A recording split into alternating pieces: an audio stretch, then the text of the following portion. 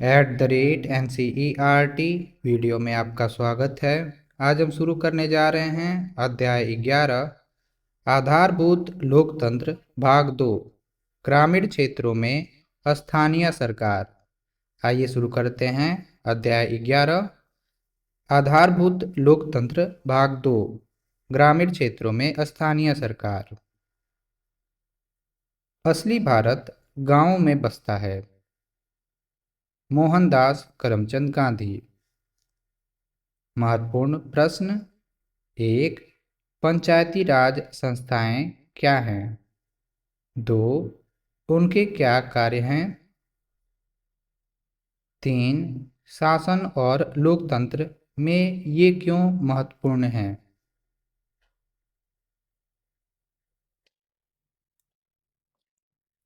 आइए अब देखें कि सरकार स्थानीय स्तर पर किस प्रकार से कार्य करती है। इस अध्याय में हमारा ध्यान ग्रामीण क्षेत्रों की स्थानीय सरकार पर होगा। अगले अध्याय में हम नगरीय क्षेत्रों पर चर्चा करेंगे। भारत आकार में बहुत विशाल और विविधताओं वाला देश है। हमारे देश में लगभग 6 लाख गांव, 8,000 कस्बे और 4,000 से अधिक नगर हैं। हमारी जनसंख्या लगभग 1.4 अरब पार कर चुकी है, जिसका 2/3 भाग ग्रामीण क्षेत्रों में रहता है। इस प्रकार की विविधता वाले समाज में हम अपना शासन किस प्रकार चलाते हैं?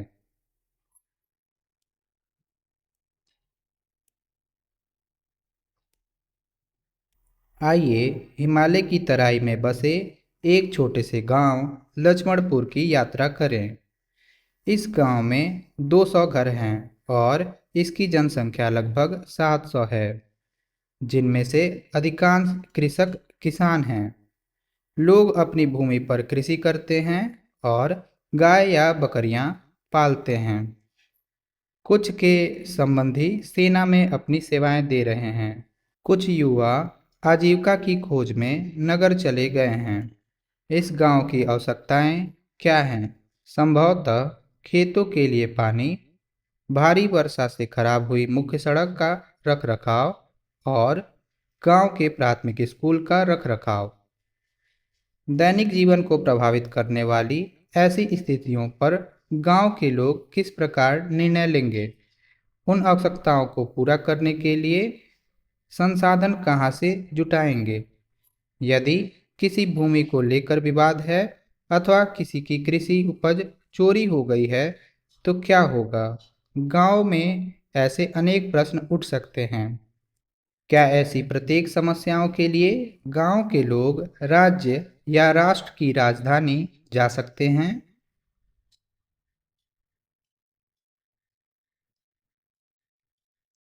पंचायती राज व्यवस्था।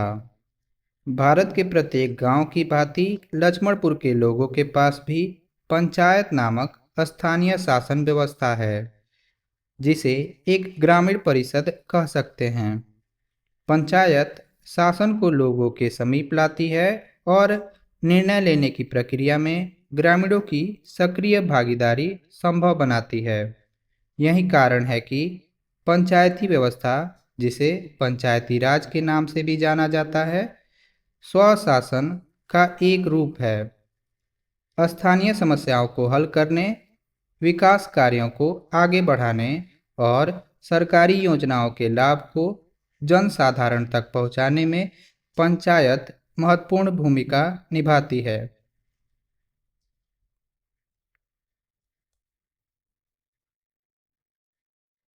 चित्र 11.1 ग्राम स्तर, खंड स्तर, जिला स्तर। ग्राम स्तर पर ग्राम परिषद, ग्राम पंचायत। खंड स्तर पर खंड पंचायत, पंचायत समिति, मंडल परिषद। जिला स्तर पर जिला पंचायत, जिला परिषद।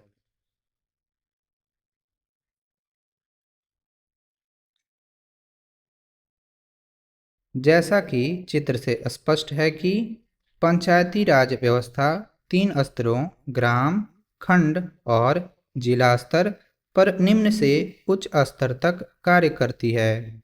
यह त्रिस्तरीय प्रणाली कहलाती है। ये संस्थाएं एक साथ मिलकर कृषि, आवास, सड़कों का रखरखाव, जल संसाधनों का प्रबंधन, शिक्षा, स्वास्थ्य और सामाजिक कल्याण से लेकर सांस्कृतिक गतिविधियों तक जीवन के सभी पक्षों से जुड़े दायित्वों का निर्वहन करती है।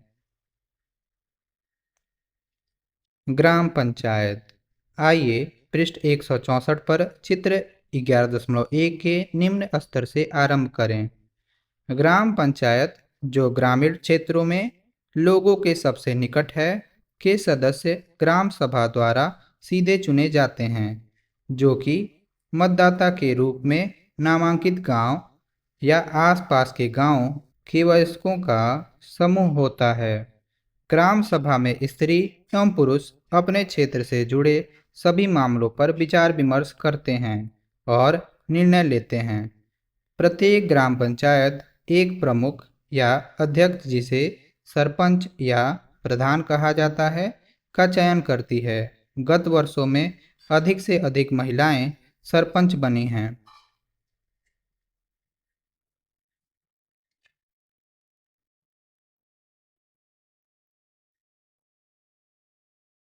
आदर्श सरपंच। 2017 में महाराष्ट्र के सोलापुर जिले के तरंगफल गांव के किन्नर दयानेश्वर कांबले सरपंच चुने गए। कांबले का आदर्श वाक्य है, लोक सेवा ग्राम सेवा, यानी गांव की सेवा जनता की सेवा है। कांबले ने सरपंच बनने के लिए 6 अन्य उम्मीदवारों को हराया। मध्य प्रदेश के खान खांडावी गांव से भील समुदाय की वंदना बहादुर मैदा पितृसत्तात्मक मान्यताओं के विरुद्ध जाकर गांव की पहली महिला सरपंच बनी। उन्होंने गांव की महिलाओं को सभा की बैठकों में आने के लिए प्रेरित किया और शिक्षा एवं स्वच्छता जैसी गंभीर समस्याओं को उठाया, जिससे उन्हें दूर दूर तक व्यापक रूप से पहचान मिली। वंदना की यह यात्रा दर्शाती है कि किस प्रकार महिलाएं ग्रामीण भारत को बदलने में नेतृत्वकारी भूमिका निभा सकती हैं।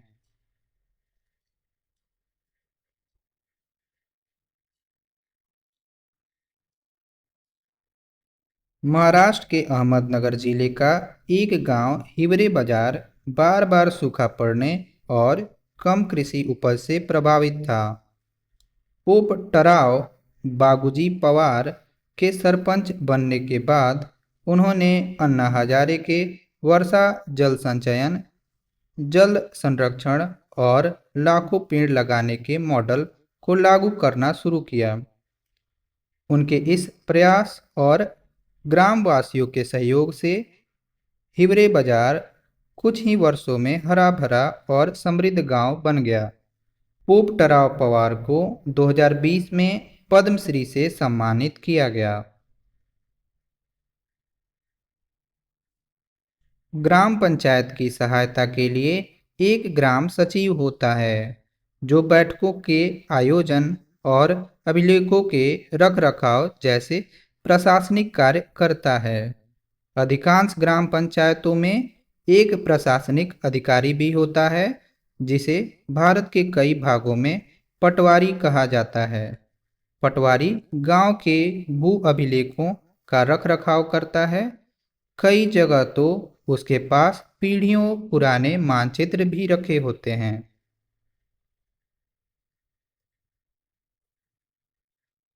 आइए विचार करें, क्या आप सोचते हैं कि ये पुराने मानचित्र हमारे किसी काम आ सकते हैं? क्या यह अतीत और वर्तमान के बारे में कुछ जानकारी दे सकते हैं?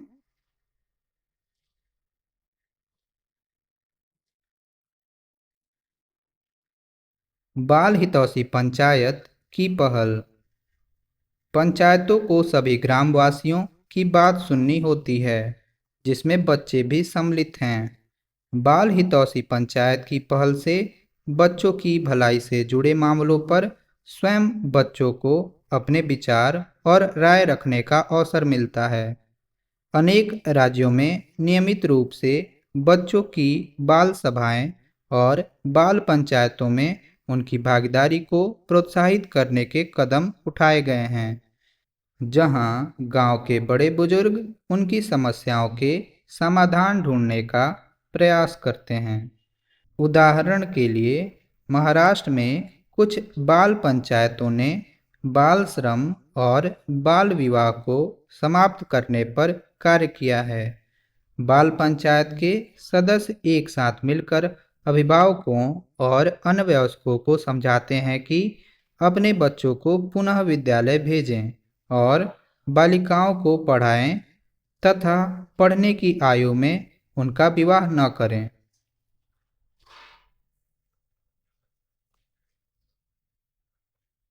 बहुत सी ग्राम पंचायतों ने बाल हितैषी पहल करने के लिए पुरस्कार प्राप्त किए हैं। यहाँ सिक्किम का एक उदाहरण लेते हैं।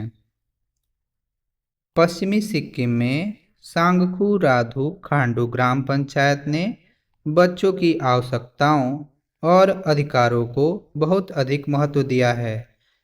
पंचायत ने बच्चों की सुरक्षा के लिए विद्यालयों के परिसर की दीवारें बनवाई हैं। उन्होंने विद्यालयों में रसोई घर बनवाए ताकि बच्चों को विद्यालय में ही सफाई से बना मध्याह्न भोजन मिड डे मील मिल सके। उनके इन प्रयासों के कारण सांखू रादू खांडू गांव को बाल हितैषी ग्राम पंचायत घोषित किया गया है।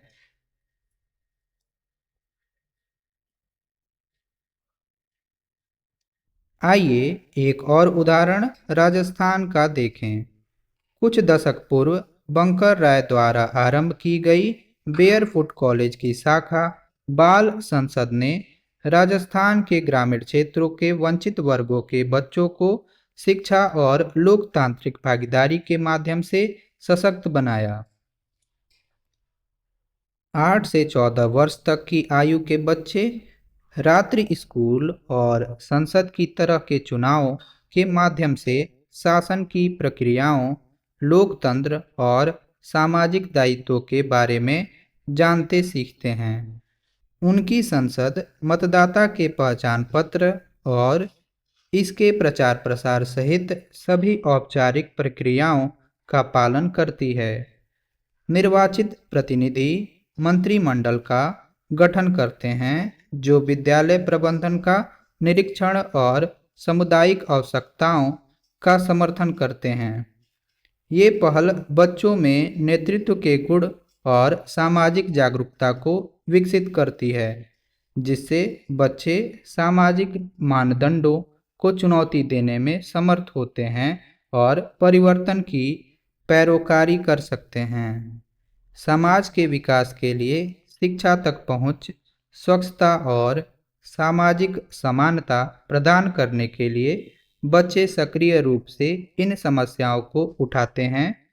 बाल सांसद के इन कार्यों के कारण उन्हें वर्ष 2001 में वर्ल्ड चिल्ड्रन ऑनरेरी अवार्ड सहित कई पुरस्कार मिले हैं।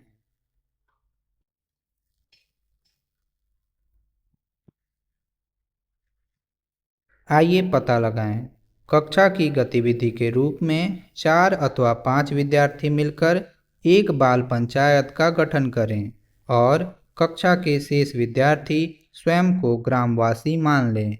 यह ग्राम सभा किन विषयों पर विचार विमर्श करेगी, कौन सी चुनौतियों का सामना करेगी, यह कौन से समाधान प्रस्तावित करेगी। पंचायत समिति और जिला परिषद। इसी प्रकार की संस्थाएं खंड स्तर और जिला स्तर पर भी होती हैं, जो कि ग्राम स्तर से ऊपर होती हैं। उनके नाम पृष्ठ 164 पर चित्र 11.1 के पिरामिड आरेख में दिए गए हैं। खंड स्तर पर पंचायत समिति ग्राम पंचायत और जिला परिषद के बीच की कड़ी है।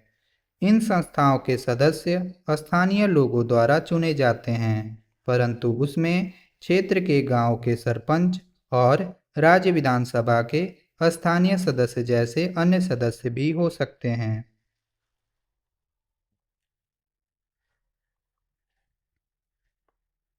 पंचायत समिति का गठन राज्य दर राज्य भिन्न होता है, परंतु स्थानीय जनता की भागीदारी मजबूत करने की उनकी भूमिका समान रहती है।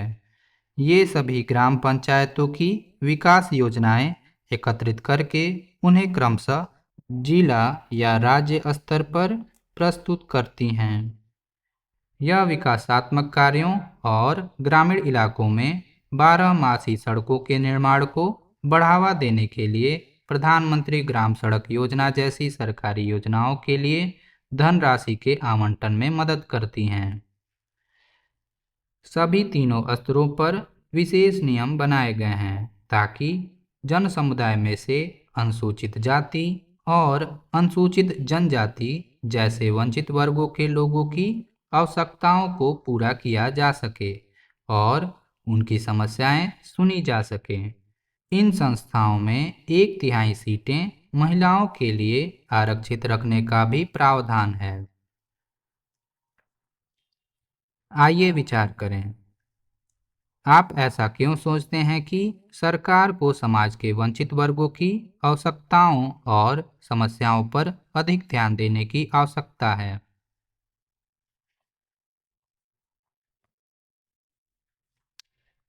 आइए पता लगाएं। आप केंद्र स्तर और पंचायत स्तर पर शासन प्रणाली के बीच क्या विभिन्नताएं और समानताएं पाते हैं? संकेत: यदि आवश्यक हो तो अध्याय 10 देखें।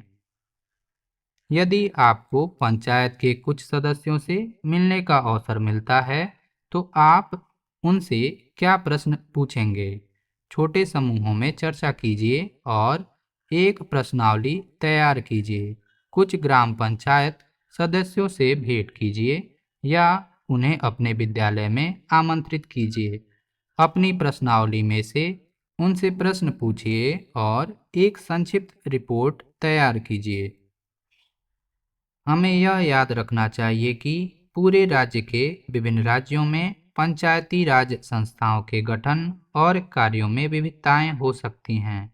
ऐसा इसलिए क्योंकि उन संस्थाओं पर राज्यों का अधिकार है, किंतु उनके लक्ष्य समान हैं। यह ग्रामवासियों को अपने गांवों और स्थानीय क्षेत्रों में प्रबंधन और विकास के कार्यों में सक्रिय रूप से भाग लेने में सक्षम बनाती हैं।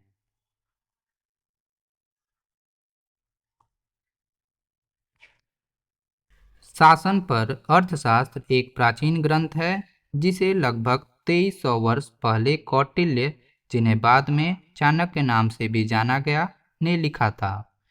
इस ग्रंथ में अन्य विषयों के साथ साथ राज्य के गठन, संचालन, अर्थव्यवस्था कैसे समृद्ध हो सकती है, शासन के कर्तव्य क्या हैं और युद्ध किस प्रकार किए जाएं, इस बारे में विस्तार से बताया गया है। शासन कला के विशेषज्ञ कौटिल्य ने यह भी समझाया है कि किस प्रकार गांव से लेकर प्रादेशिक राजधानी तक एक पूरा प्रशासनिक ढांचा बनाया जा सकता है। राजा प्रत्येक 10 गांवों पर एक संग्रहण उप जिला मुख्यालय, प्रत्येक 100 गांवों पर कर वाटिका जिला मुख्यालय, प्रत्येक 400 गांवों पर द्रोणमुख और प्रत्येक 800 गांवों पर स्थानीय प्रांतीय मुख्यालय स्थापित करें। आधुनिक भाषा में हम उक्त 4 प्रवर्गों को क्या नाम देंगे? क्या यह आश्चर्य की बात नहीं है कि बहुत पहले इसी प्रकार की संरचना के बारे में सोचा गया था। आगे बढ़ने से पहले ग्रामीण क्षेत्रों में स्थानीय सरकार को एक त्रिस्तरीय व्यवस्था के अंतर्गत गठित किया जाता है। पंचायती राज व्यवस्था में लोकतंत्र जनता द्वारा प्रत्यक्ष भागीदारी और उनके निर्वाचित प्रतिनिधियों दोनों द्वारा कार्य करता है। पंचायती राज संस्थाएं ग्रामीण क्षेत्रों में स्वशासन का अधिकार देती हैं ताकि वे अपने मामले स्वयं सुलझा सकें और विकासात्मक कार्यों में सहयोग दें।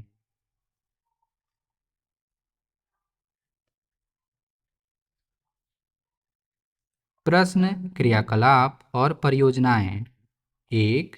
स्वयं को जांचिए। ऊपर दिए गए पाठ को देखे बिना क्या आप पंचायती राज व्यवस्था के तीनों स्तर बता सकते हैं? तीनों स्तरों में प्रत्येक के मुख्य कार्य क्या हैं? 2.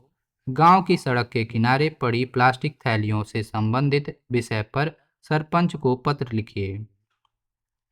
3. आपके विचार से किस प्रकार का व्यक्ति ग्राम पंचायत का सदस्य हो सकता है? 4. मान लीजिए आप एक गांव के स्कूल में पढ़ते हैं। स्कूल राजमार्ग पर है तथा विद्यार्थियों को स्कूल आते जाते समय सड़क पार करने में कठिनाई होती है। इस समस्या के समाधानों के विकल्प क्या-क्या हो सकते हैं? इसमें पंचायती राज की कौन सी संस्थाएं आपकी मदद कर सकती हैं? विद्यार्थी इसमें क्या कर सकते हैं? इसी प्रकार के और वीडियोज के लिए आप NCERT वीडियो को सब्सक्राइब करें। धन्यवाद।